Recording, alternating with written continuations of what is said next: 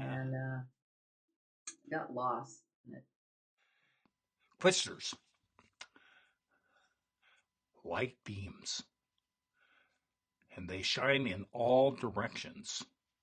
But they're going at the speed of light.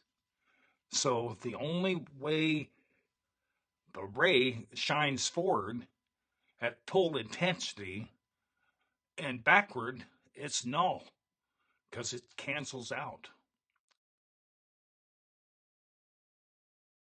So anyway, about the video you just sent me, there was a lot of things that you interjected into our conversation, and I love the kitty. Yeah. Love the kitty. That's Jasmine's kitty.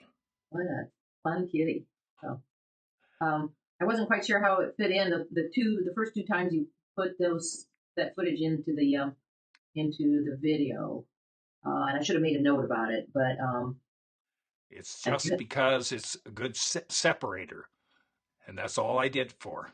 Okay. It didn't have any meaning other than to make a pause so that it wasn't discontinuous because of stuff I cut out.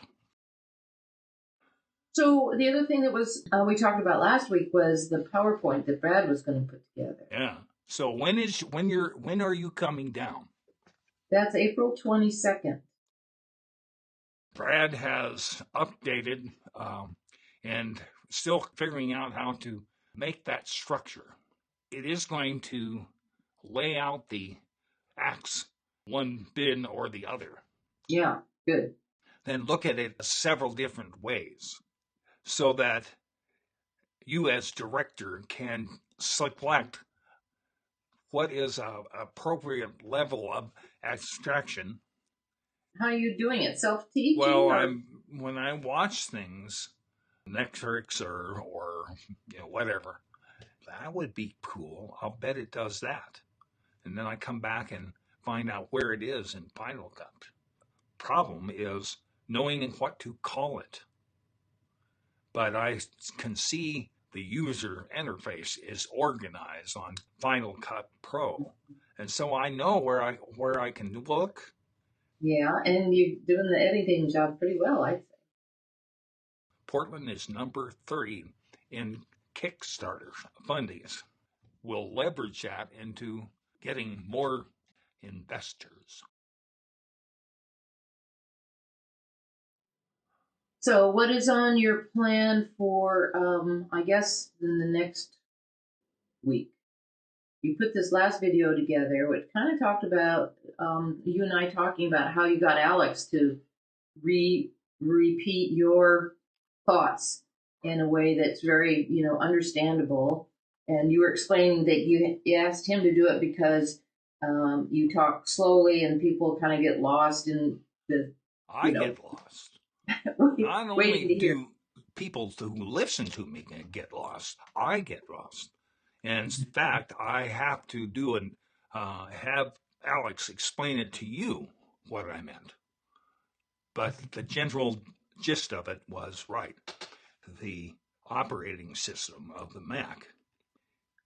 I practice speaking with a combination of writing something, having Alex speak it, and then I try to speak it. Yeah. And try again, back and forth, back and forth. Yeah, because there are some times where he's mispronounced things, and I think it's because his interpretation was a word that's different than the one you meant. Right. So great. Brad and I talked about, and this is just off the top of my head, but where it all starts, because it faces the film. We're going to produce the audio and then fill in the pictures. It's very left brain because it's time 6 left. Mm-hmm. Film would be called Bryan Roberts because it was my name on Kissin'. Really? And so nobody knows who that is. I mean, they could find out, but it's the whole idea. This is a person, not a name. It's a person and what it all meant. And we might even call the character Buzz, but nothing more than that. It's just Bryan Roberts.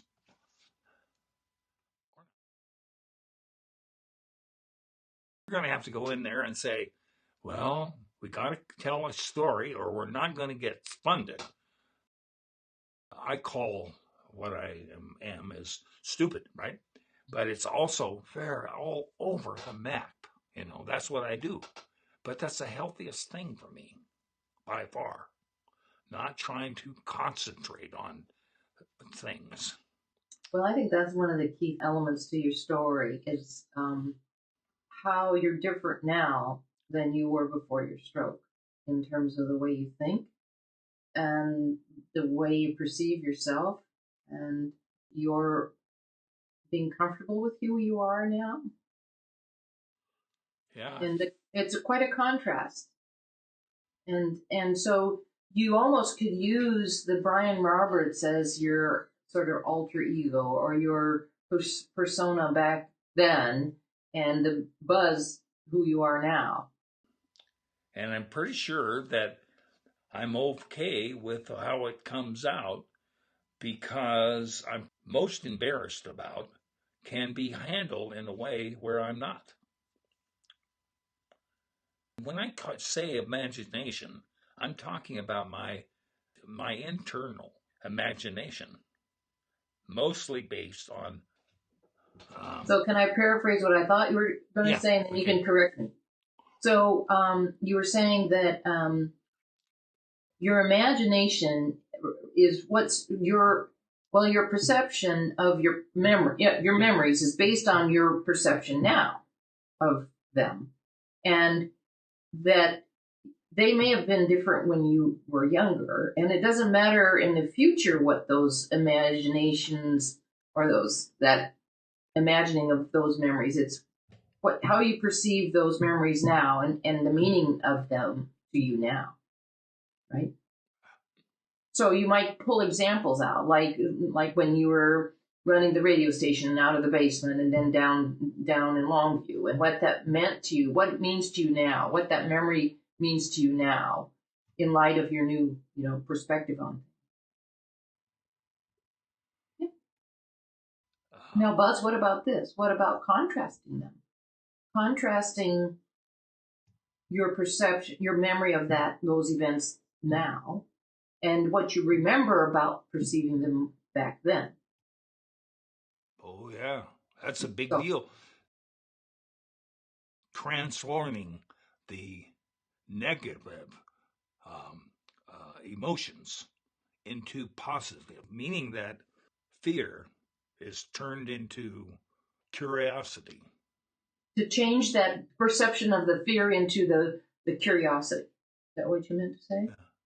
And you have a lot of examples, so you might want to start jotting those down. After I've reviewed this recording, then I'll come back and have Alex interpret it.